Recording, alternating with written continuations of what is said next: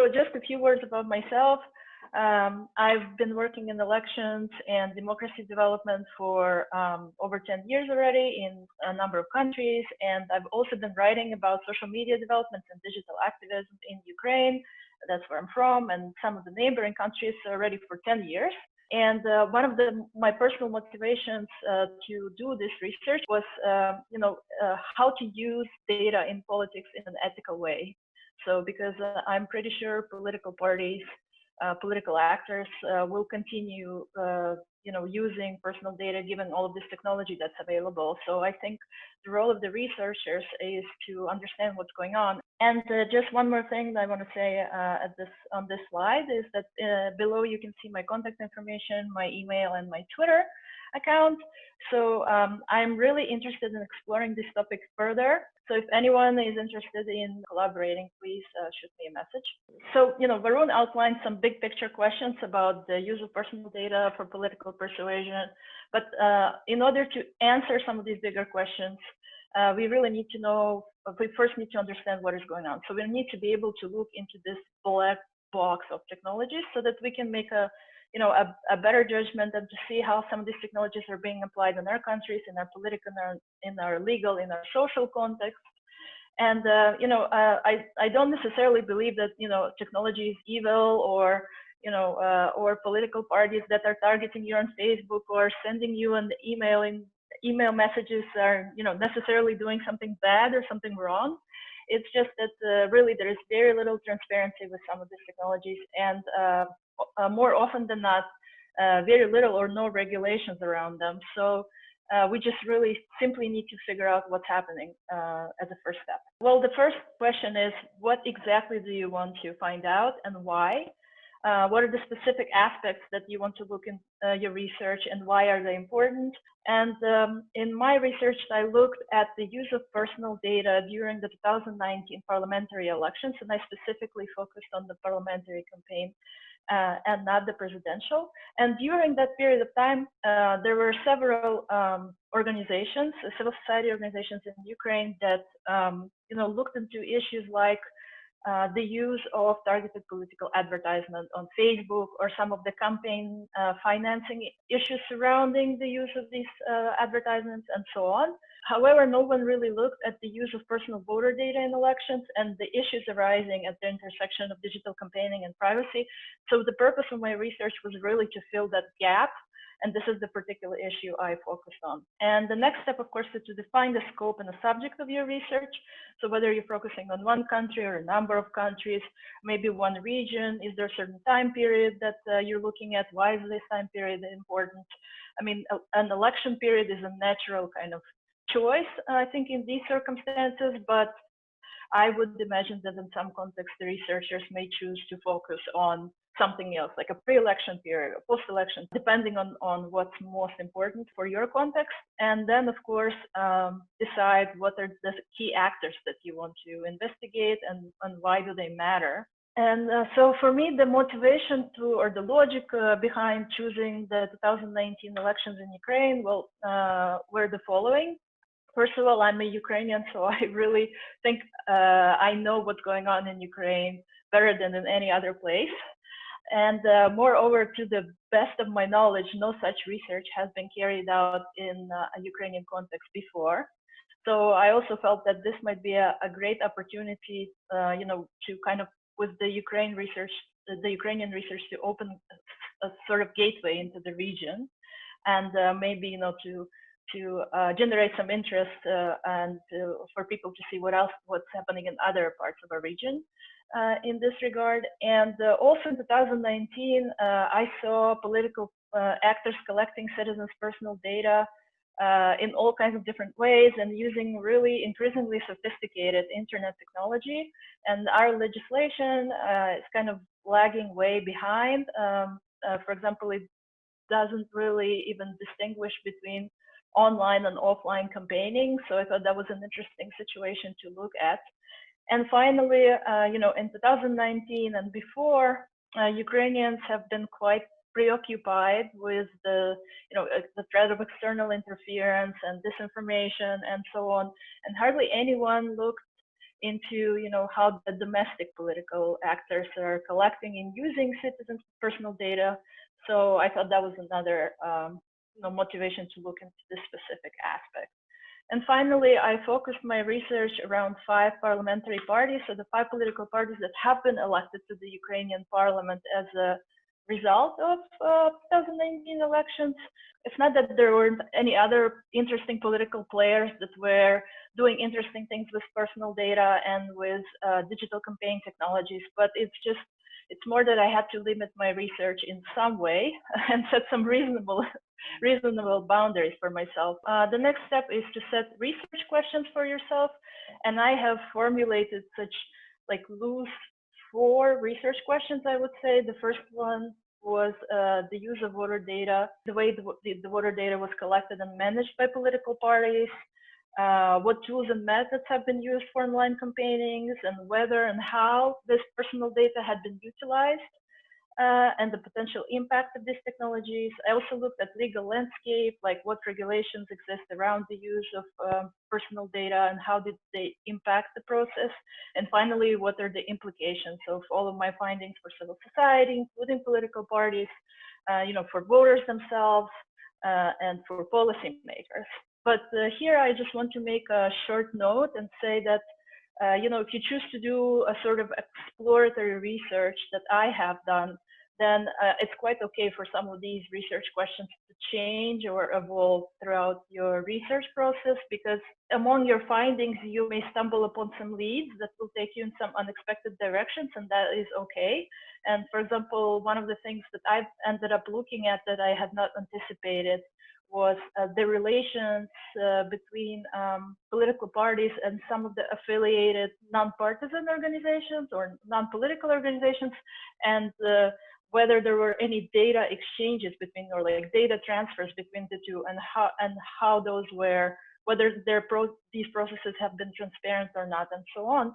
And so that's something I didn't expect to look at, but as I was writing my research, I've come across this, and I thought this is very interesting for my topic. So the point is, I guess, is to kind of keep your eyes open, and even if you stumble upon some unexpected information, just keep asking yourself, well, is this relevant and is it worth being taken further? And you may end up with some interesting findings that you had not expected. And another kind of thought to consider is what information you need to answer your research questions, and whether it's even possible to get all of the data that you need in order to answer your research questions. I mean, this is a bit of a gamble, because you sort of know what information you need, but once you start looking at it, sometimes it's hard to tell whether it's enough or not. So I took a bit of a leap of faith, and here's when I was doing my research, and here's a list of sources that I used.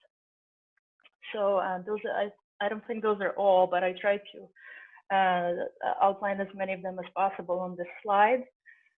So first, I looked at the digital platforms used by the political parties during elections themselves, including websites, social media pages, messengers, chatbots, mobile applications, petition platforms, online questionnaires, emailing software, and so on.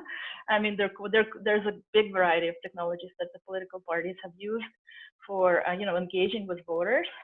And of course, I also looked at the websites of some government organizations and and read some laws and so on and so forth.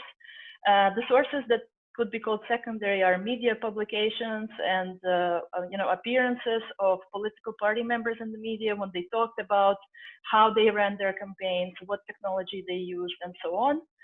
Then there's data provided by the platforms themselves, such as transparency reports, ad libraries, etc. In Ukraine, the only platform that opened their political ad library to public scrutiny was Facebook, and no other social media platform provided the same level of transparency, unfortunately.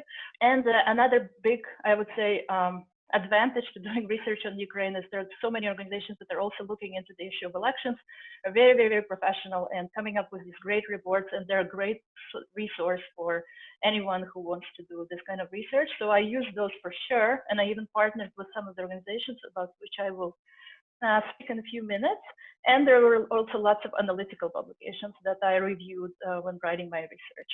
And finally, some things that you could also consider conducting personal interviews with people that worked on political campaigns, it may or may not be possible, but this is, of course, probably one of the best ways to learn about the technologies that the political actors employ for campaigning, how they're treating data, and so on. You may also choose to talk to various experts, whether in the field of elections or technology, because they can provide you with some valuable insights. Consider subscribing to some of the digital campaigning platforms that the political actors are using, mailing lists, follow them on social media, etc., etc. This is also really interesting to see how your data is being treated in this context. Of course, if you're comfortable with doing that. And another method is submitting formal requests for information, and this is something that I've done for my research together with one of my collaborators, and this was also very useful.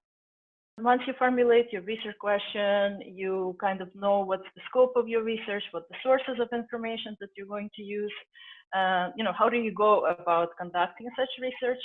And here I tried to outline kind of loosely or roughly the steps that I took when I was doing research on Ukraine. So at first I gathered some initial data, mostly from my primary sources. So I looked at the data collection and management practices used by political parties on their official online platforms. I looked at all kinds of digital campaigning methods and tools that were utilized during the elections. And I also asked such questions about, the personal data that's being used for this campaigning, where could it plausibly come from? And then I kind of reviewed those findings against the claims that parties made themselves about how they're using the data, whether in the media or, like privacy policies on their websites. I also reviewed it against the existing legal framework, the data provided by social media platforms, Facebook in my case, and the reports of some of these watchdog organizations. And I basically looked for any kinds of inconsistencies or some interesting aspects, when comparing the two. And that's something that took me further, my next step. And my next step was I was trying to contextualize all of this information that I found. So basically, I used background on political parties and political environment, and some of the specific challenges, interesting aspects of the 2019 election campaign or election cycle. I looked at the development and application of digital campaign technologies in Ukraine at that point, and also at the state of personal citizen data security in Ukraine overall, which turned out to be a very interesting topic and something that certainly deserves to be explored further. And finally, in the end, I had to ask myself, what does it all mean? And I think this is the answers to these questions are kind of, it's an ongoing process coming up with the answers to this question. And of course, as any research, if you do this kind of research, you will have some limitations, and I had some limitations. And I think it's just important to be open about what those are, especially when presenting your findings. And this is a list of limitations I had to consider. So, I did not have any backend access to parties' websites or campaign software or social media pages. So there's only a limited kind of conclusions that I can draw about what exactly they did and how exactly they treated the personal data of the voters. Then there's, of course, a limit to the number of platforms that you can reasonably review. I mean, I ended up looking at the official campaign pages of, on social media of political parties and their official websites. And it was physically impossible to look at every social media page of individual candidates, for example, because there are just so many of them, or their websites, and so on and so forth, or every method every candidate used for data collection. And basically, I decided not to provide any kind of systematic review of those, and just included them in my findings where it was necessary to kind of draw a bigger picture. Then there's some limited access to the inside information that we discussed. I happened to do my research during the time of the quarantine, so that impaired my ability to interview people that I had hoped to, interview for my research. Yes, I was able to conduct some of the interviews remotely, but not as many as I planned or hoped. And other limitations, of course, include the actual data that's revealed by the online platforms and the time limitations for which the data is available. For example, while with websites and web pages, you can sometimes go back and look at the archived versions. With social media, it's virtually impossible to do that, for example, on Facebook. I mean, going backwards on Facebook feeds for weeks and weeks, it's very, very complicated. And even if you're using some sort of specialized software to scrape Facebook data, it's still quite difficult to do that. So, so those are some of the limitations that you might want to consider when you're doing this kind of research. And another aspect, and I think this is related to a bit to the question about how to involve data scientists in this kind of work. I mean, we are never experts in everything, so I thought it would be good to engage some people who possess these particular skills in my research. And so here's a list of my collaborators. So I encourage you to collaborate with other people if you decide to do research on this topic.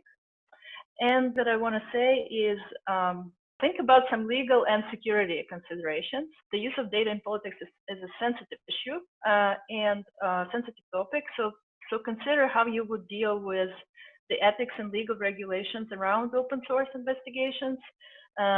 Because, for example, if you're using someone's Facebook post, even if people post it publicly, if you're using it in your findings, the person that wrote something may not have expected for their post to end up in some kind of formal research, and you may find yourself thinking of how ethical it is to use something like this, and asking yourself whether you need to ask this person's permission to use their Facebook post, even if it's public, especially if they're talking about some sensitive issue.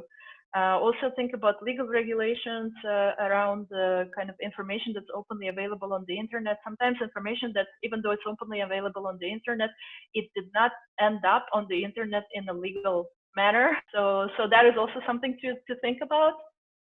The second important topic, I think, is physical and digital security of yourself and your sources. So as I mentioned, I ended up doing a lot of my research during the quarantine. So I did some of my interviews, well, all of my interviews actually, remotely. So there was some thought into what would be the safest tool to use to interview people remotely.